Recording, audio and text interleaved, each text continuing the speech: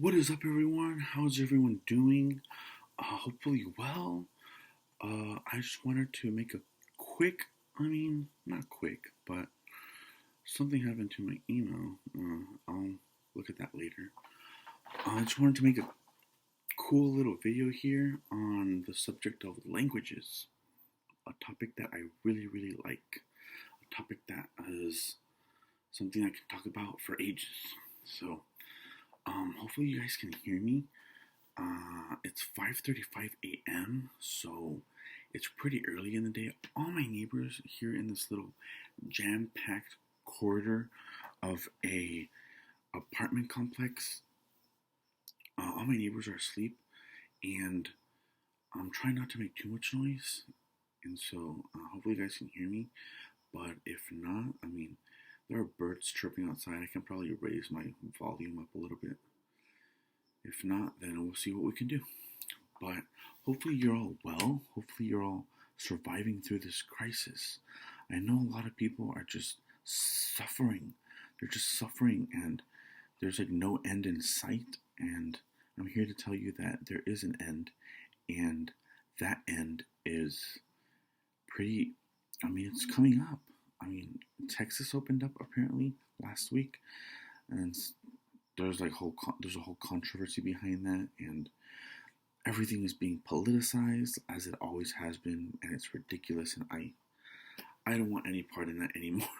So I'm just making videos on here, and I'm just making sure that you're all alright, because you guys care. I care about you guys, and so I want to thank you all for watching, and that's it. No, I want to talk about languages. I love languages. I was a linguistics major. I am a linguistics major. I don't know if I want to study that like into my master's degree, but it's definitely an interesting little social science degree or like avenue, and I learned a lot. I also saw that a lot of it was common sense, unfortunately. But Noam Chomsky, if you guys know him, he was the main guy behind the 20th, 21st century linguistics paradigm, linguistics like outline for everything. He was the one that revived the whole aspect behind linguistics. Linguistics was originally, studied by, I believe, Arabic scholars, but I can't. I mentioned this in several books that I read, several textbooks that I read. I think it was religious scholars that just wanted to know why certain words. I think etymology was the main motivator behind what people wanted to study as linguists.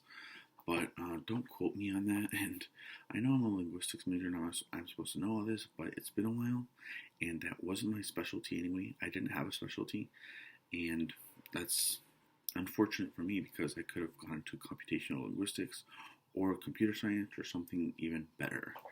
But unfortunately, that's the way the cookie crumbles. So, anyway, languages. The whole reason I got into linguistics was languages. Languages are such an amazing and integral part of the world that I could just talk about it all day. And I probably won't, but it's 5:38 a.m. and it's really early. I've had my coffee, and I'm just here to talk about what you guys think about languages. First of all, do you guys have any questions? Do you guys have any questions for me as a linguist? I can make like a link. No, I can make like several offshoots to this video in terms of like a series of linguistics videos. But again, I haven't studied the topic in a while, and when I did study it, it was hard as heck. It was like its own science. Like it wanted to be a legit science. It pretty much kind of is. It kind of isn't, but it does have its challenges, and so I commend greatly the people that are able to do all of that and get straight A's and all that.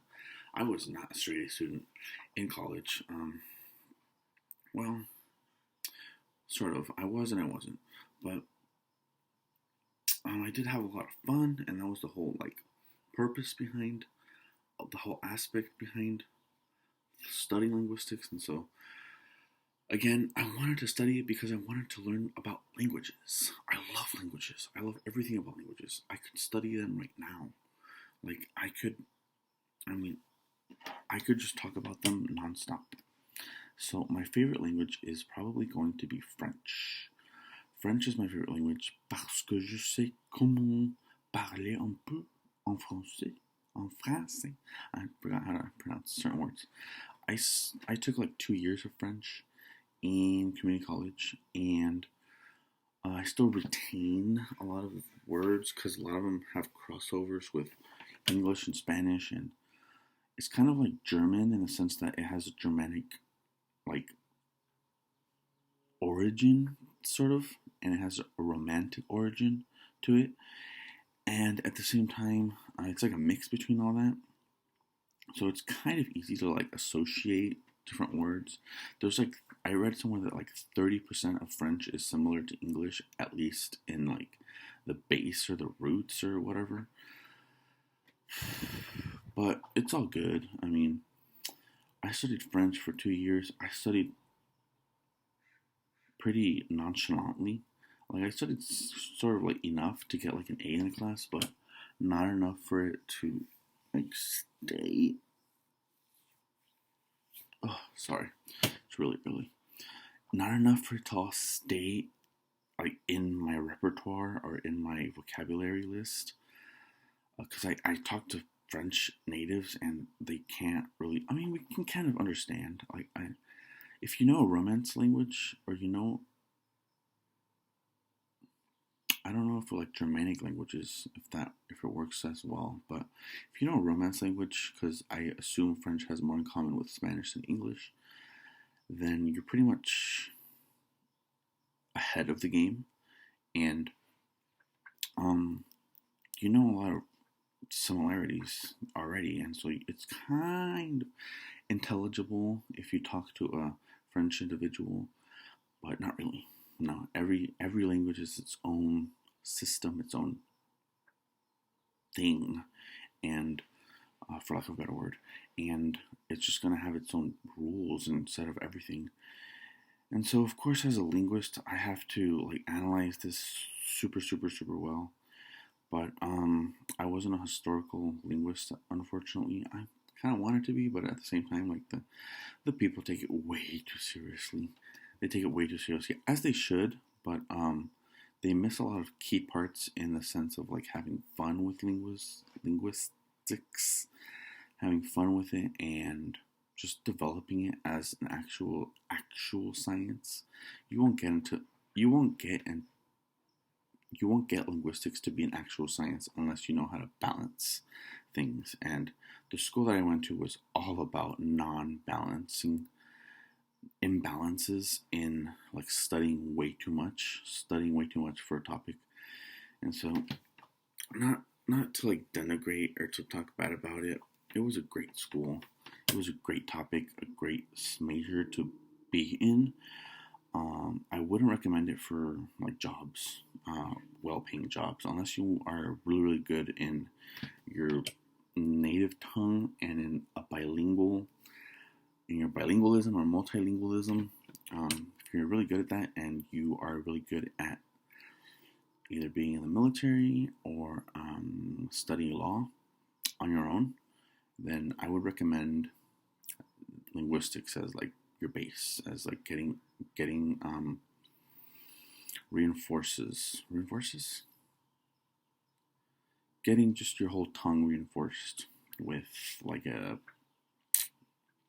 degree, I guess. But back to languages.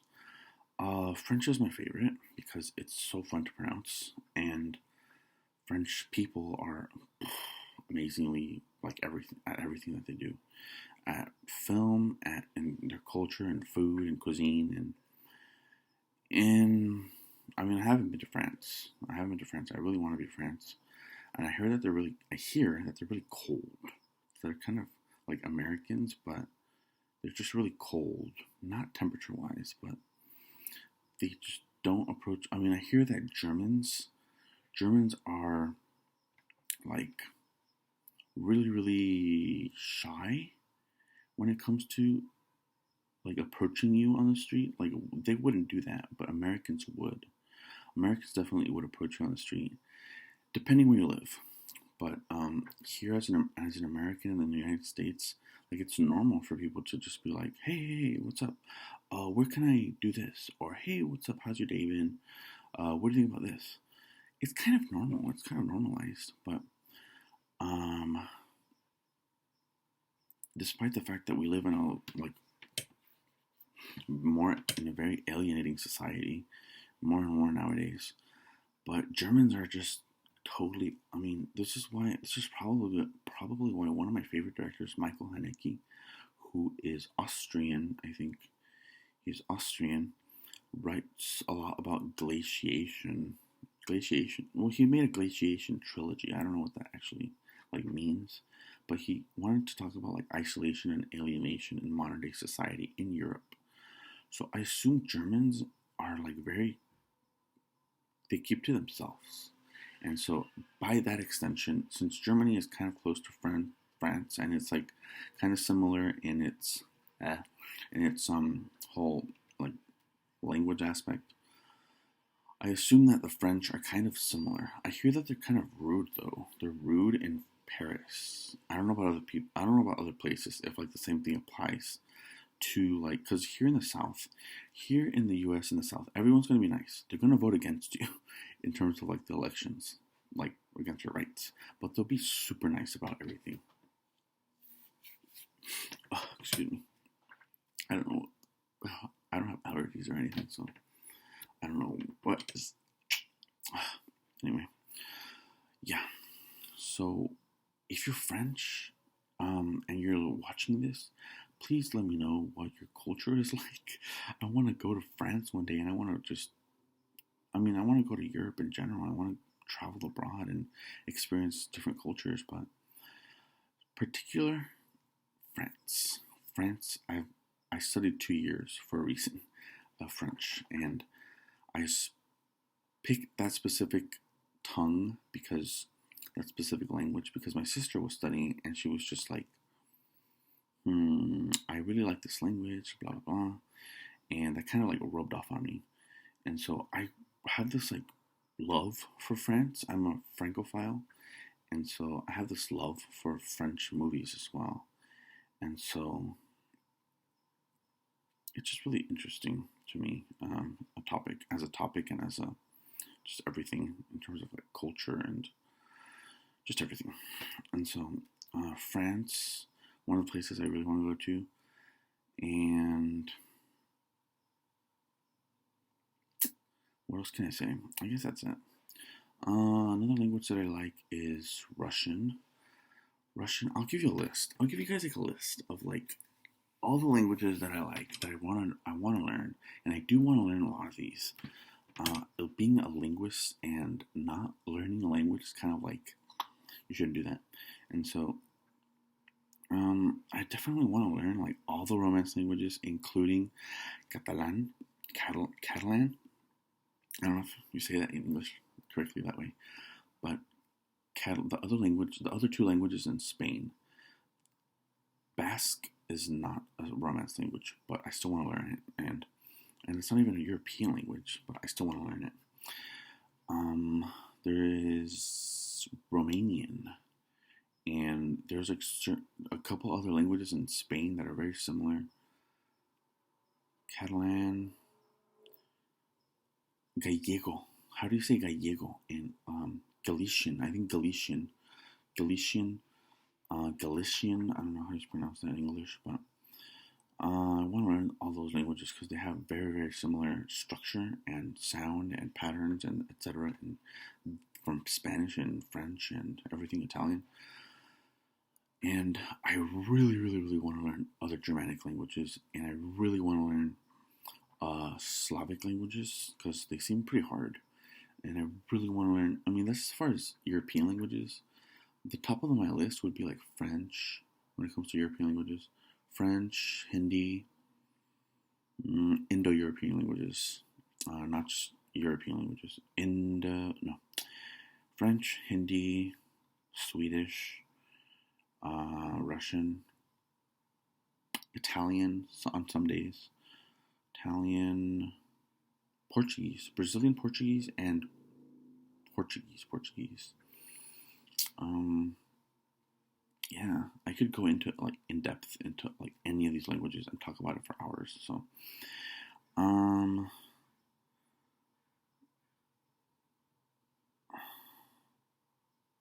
I can't remember what other languages I want to learn. I mean, just write me, just write me down as wanting to learn all the languages in the world, but with emphasis on Indo-European languages.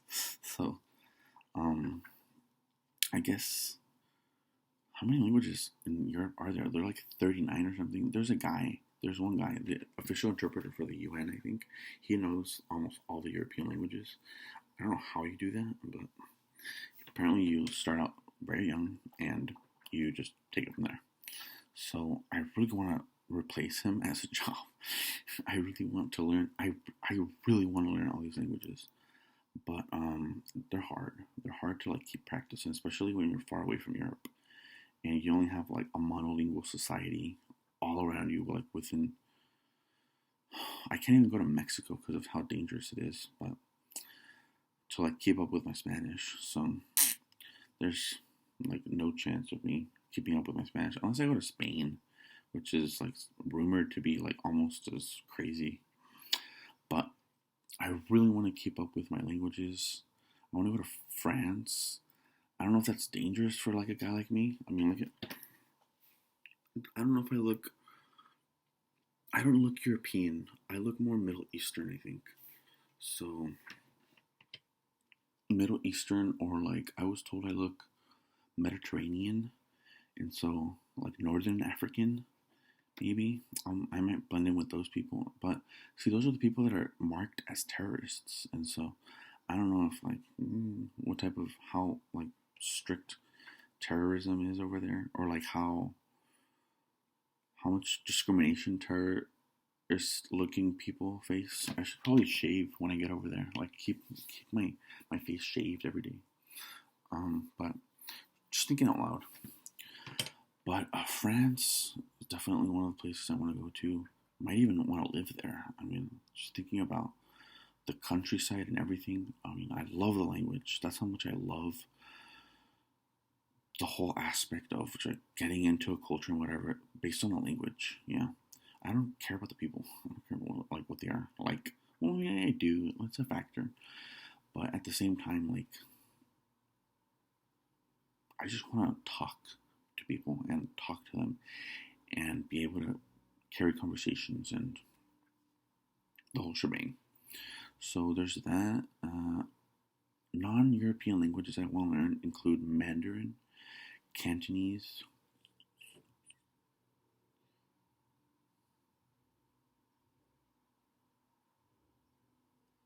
I want to learn like all the languages in India because there's so many. Oh, Nahuatl. Nahuatl. Um, it's a language based in Mexico. It was the like lingua franca type of language back before pre-Hispanic, pre-colonial times. It was like the language that united like all the, or it was just like the language that was talked in common with like all the cultures in Mexico, all the different Indians in Mexico. And so I have some roots in Mexico. So, I mean, if you can't tell, I'm from my roots and genetics are from Mexico. So it'll be interesting to talk in that if it's still alive. I think it's still alive, and there's like places like in the U.S. that still want to learn that language. Unfortunately, they're far away. I don't think there's any in San Diego right now, but they're far away, and I would really love it if any of you has any like information on what to like how to get access to like Nahuatl. Like I don't know. I was gonna go off on a tangent right now, but it's probably not the best idea. It's not that important. But other non-Indo-European languages include just general Native American languages are very. I hear that they're very interesting when it comes to like subject verb object order. You know, And when it comes to like other aspects of language, yeah, it's very interesting. Mm, African languages, Sosa maybe, Osa. I can't do it. Osa and any other languages that are really really hard to either pronounce or learn, and other languages that are really easy to learn, such as I think Bantu. Bantu was like one of the easier ones. Might have been Congo, Conga. I don't remember. I took linguistics like way too long ago. But yeah, as far as like how to study for them, it's really hard. You have to set apart. You have to set apart time. You have to have a study buddy. I think for like everything that you do. So I don't have a study buddy. I've tried reaching out to people that are natives online, but it's hard to coordinate and sync up our routines and our schedules. And so I've given up on that for the meantime, for now. And I should probably look for people in San Diego that like know how to speak natively a certain tongue. Mandarin, Cantonese.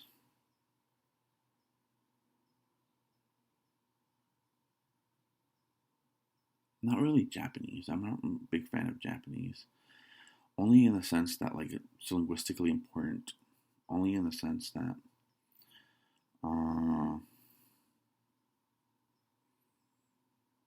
it has certain. I mean, I had to do it for homework a lot of times. Only in that sense, but not really like I'm a manga like fan or whatever. I don't. That doesn't really like call my attention.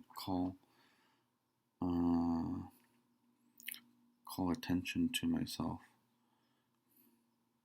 I don't know how to say that. That doesn't really